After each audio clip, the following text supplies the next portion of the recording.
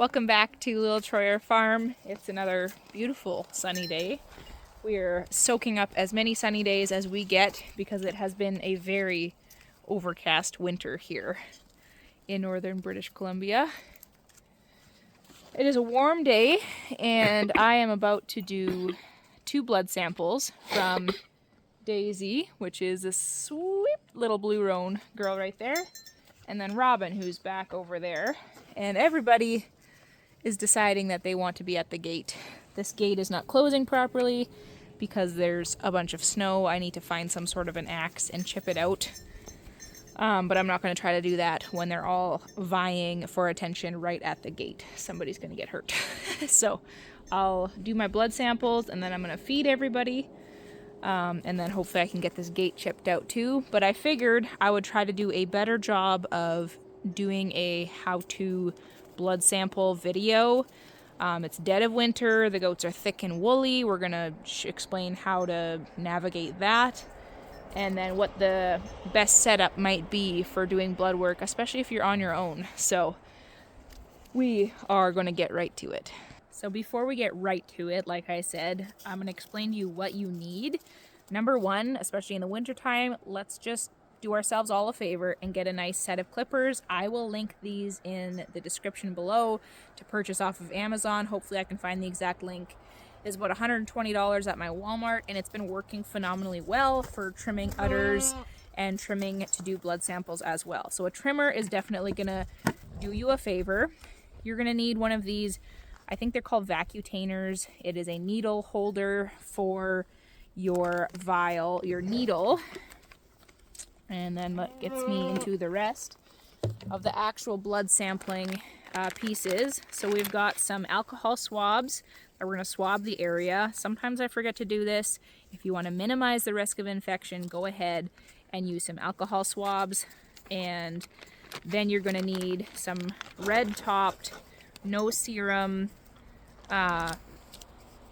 whatever they're called. These are called vacutainers. So the red-topped vacutainers, no serum. I checked with my lab. They don't mind if I send them in plastic. Make sure the expiry date is good on them. And then we've got the needles as well that go through this. So I'm going to quickly get one set up just to show you. And I'm hoping that this is the right vacutainer.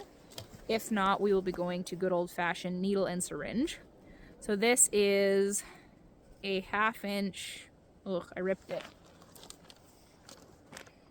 This is a 20 gauge, 1.5 inch needle. So it's a little long. I've done it with just 1 inch needles, but we got what we got because I could not order anything else in on time to get these blood samples off. So what you're gonna do is you're gonna take this and you're going to insert that little rubber piece in and you're just gonna twist. So it becomes a needle. And then what happens once you hit the jugular vein, you are going to pop this vial in there and then it's going to fill up with your blood sample. Last but not least, we have a halter. This is just a rope sheep halter so I can tie their head up and out of the way to give me a really good access to the jugular vein so we're not messing around with a goat that's moving. I am going to put them in the outdoor stand. I just find that it's a little bit easier when they are a little bit more restrained, just to take away all the risk of them lurching or jumping and you stabbing them unnecessarily. So a nice rope halter, and other than that, you need your goat. So let's go get one. Hey guys, I need Miss Daisy. Daisy!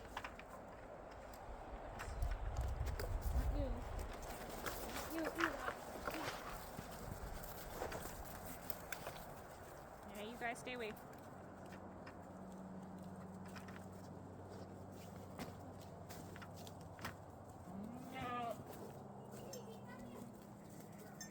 Laura, come. No. Reba.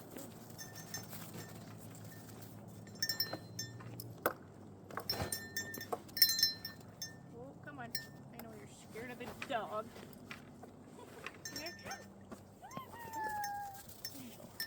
That made her a bit naughty. Yeah, I don't think we've taken her out this way. Okay, so we get you up on here.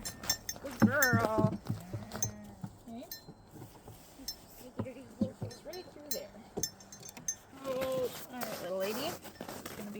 bit on the big side for you. So we're going to do our best to adjust this so it's not digging in her eyes anywhere. And then we're going to try to tie her head up and around.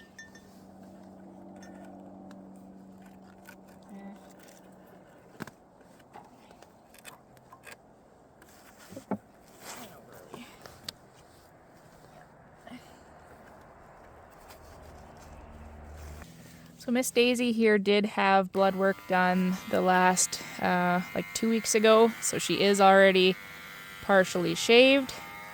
I'm gonna shave a little bit more for the sake of being able to show you what's happening.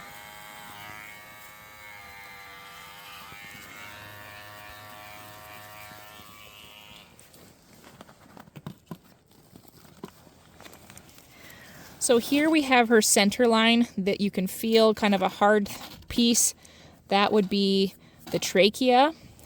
And then right beside it we get into some soft tissue.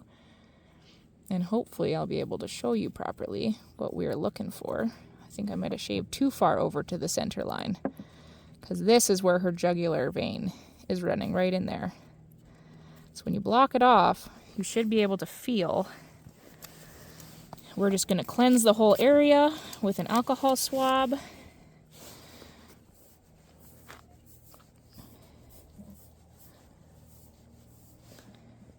Let's do another one, because she's a little bit on the hairy side. Isn't that right? This little mark right here, I believe, is where I drew blood work last time. So another thing that's important to note is to label your blood vial beforehand. So here I've labeled this one Daisy. And then now we're going to get this all ready to go. Hopefully her ear will stay up out of the way. We're just going to put a little bit of pressure down here, and then this jugular vein is going to bulge. Do you see that little bit of a bulge? You're going to feel it with your finger, and it bulges. Oh, this is a very, very long needle. So we're just going to do a gentle poke upwards. Grab your vial. Pop that in there. Oh, there we go. So I just backed it out just a little bit, and then it's filling here.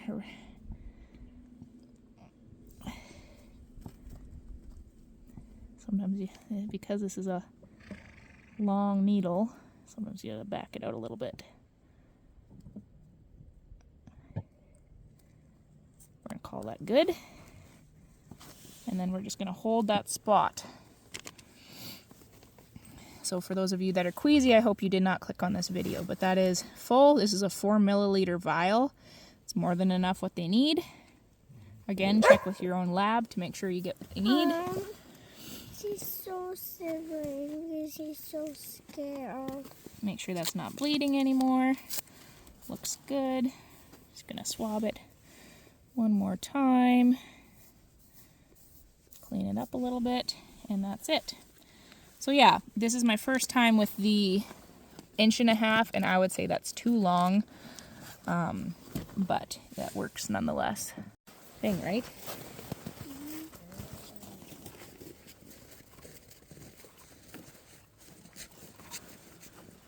You're such a good girl. When you give him lots of snuggles. I did not feed her grain beforehand because I didn't want to risk her choking. We're going to deal with this guy. But now she can have a little treat just for the good experience. There you go, honey. Good girl. That's a good girl, Daisy. Yummy. Yeah, it's a good girl. Where is this videoing?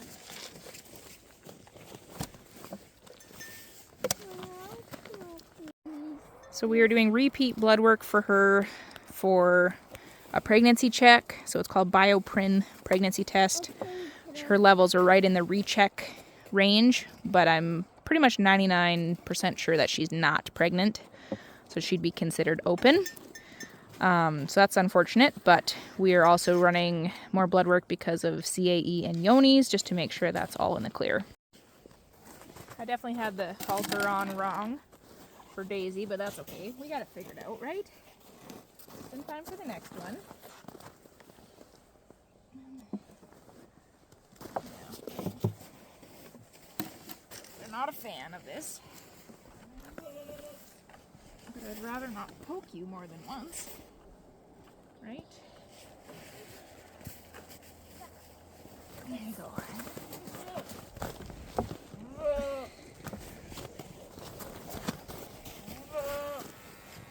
So her center line.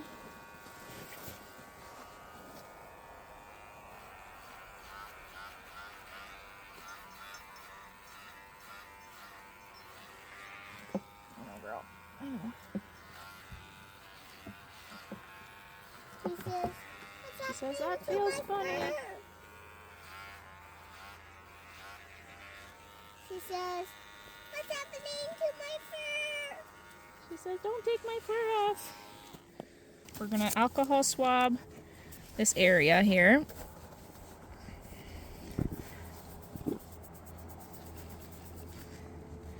And I can already see it bulging right there. Very, very easy to see. One more, just for good luck. Make sure it's nice and clean. Okay, so I've got my vial nice and close by. I truly hope you can see. We got a backlit sunshine here. But right in here is where that jugular vein is, right in there. It's nice and squishy. So we're going to pop this needle up in there. Hold it. Put that vial in. Oops, I'm sorry, girl. That's filling instantly. It'll stop naturally once it's full. Pop that out. Take that out and hold it. Just like that. No muss, no fuss.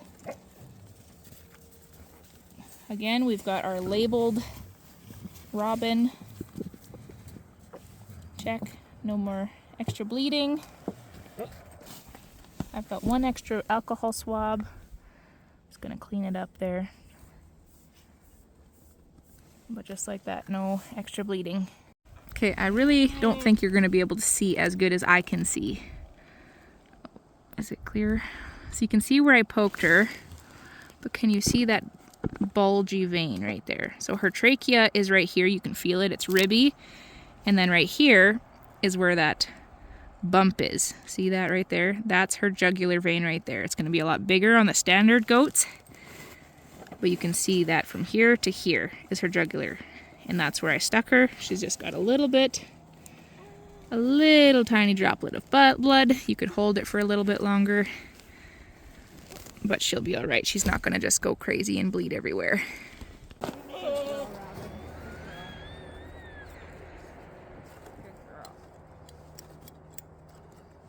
girl. Want some munchies?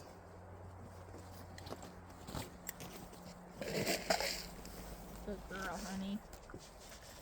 My feed pan right now is being used for my blood sampling supplies, so I need to get a little bit more organized with that. But she is done. So Miss Robin has been confirmed pregnant via blood test. So she is due officially the 9th of February. And I'm not, like, I mean, it's a month out, but we can clean it up a little bit.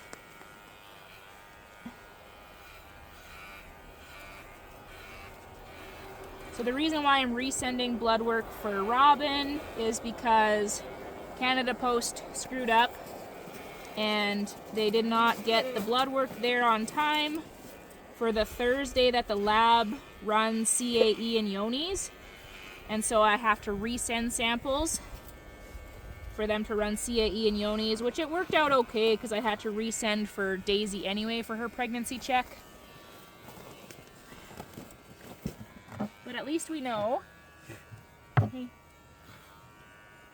At least we know that Robin is pregnant. Now we just need to do the health checks for CAE and Johnes, which are just herd health things. So we're just going to give her a little bit of a trim.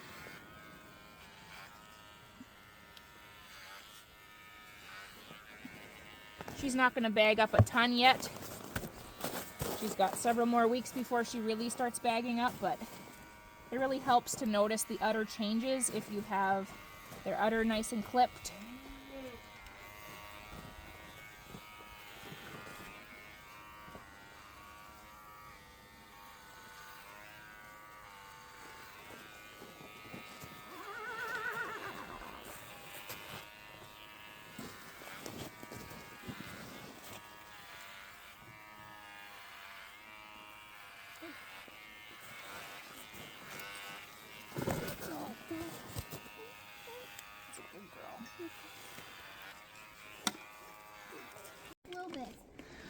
Right, she was a perfect lady.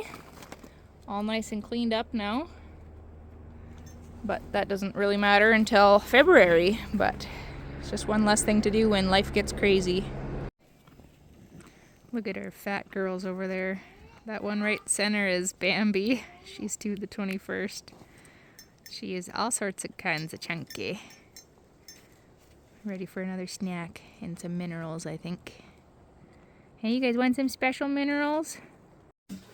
So I've been really trying to up my mineral game with my goats this year, and I have added in Mad Barn Omneity along with zinc proteinate.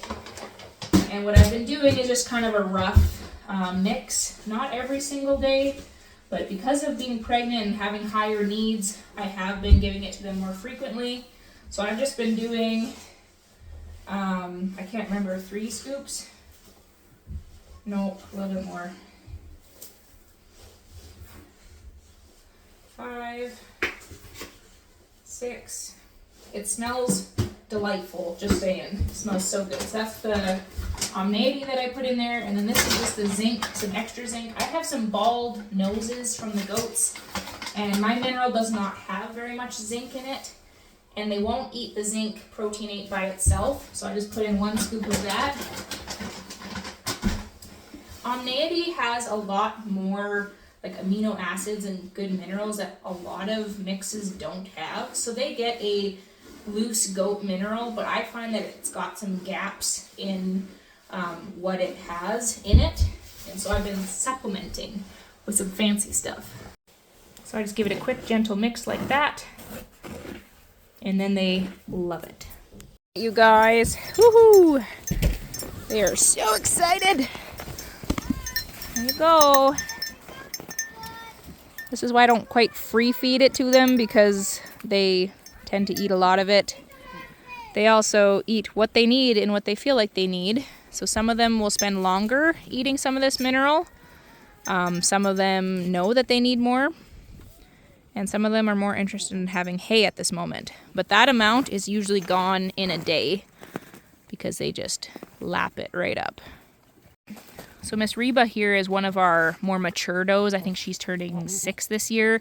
She's got a bit of balding on her nose. Reba, look at me for a second, honey. Whee! She's got a bit of balding on her nose like that, which can often be a sign of zinc deficiency. Sometimes even copper is what I was reading.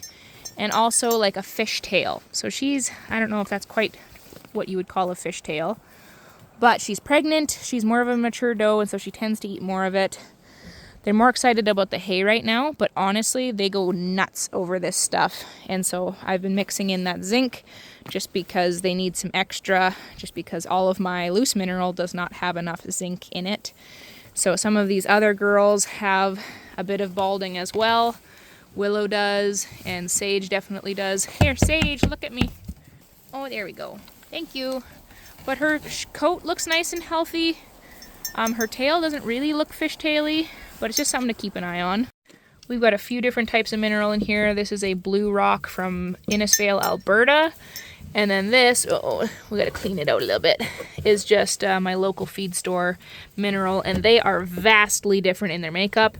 This is just loose Redmond salt.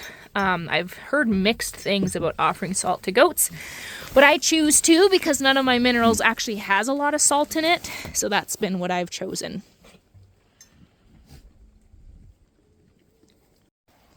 I won't do a big long Mad Barn spiel, but it is an equine supplement company, and I am really enjoying their products. And if you want to shop Mad Barn, I will leave the link in description below.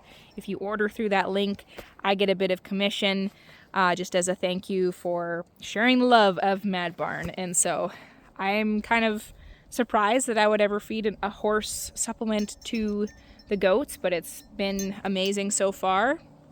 And hopefully it just helps overall with their health. It was recommended by a Nigerian dwarf breeder actually, and so I started them on it, and I'm amazed at how much the goats love it. So thanks so much for watching this video. Hopefully it was somewhat helpful when perhaps you go to draw blood from your own goats. It is definitely doable. Have the proper gear, don't be in a rush, and make sure that they're restrained properly, whether somebody's holding them still or they're tied up so they're still. You just don't want to jab around a whole lot. I've made mistakes. I am no professional, but I know that how I learned to do blood samples from my own goats was just like this, watching YouTube videos, researching the anatomy of their neck, figuring out where the trachea was, where the jugular vein was, and then practice makes perfect, I guess.